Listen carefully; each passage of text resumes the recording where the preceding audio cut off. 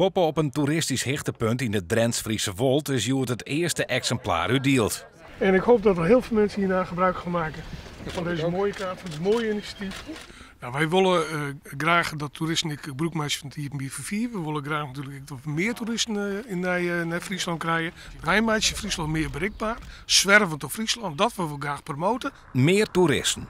Een goed plan, vinden de mensen van Camping Het Hout.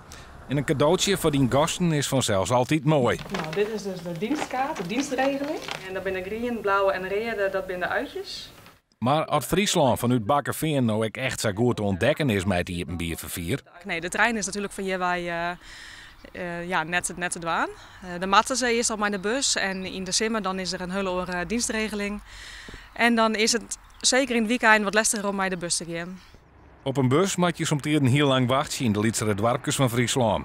Helemaal in vakantietijd of in het weekend. Is zo'n vergezen OV-kaart dan net een wat sneu cadeau? Nee, zei Kielstra.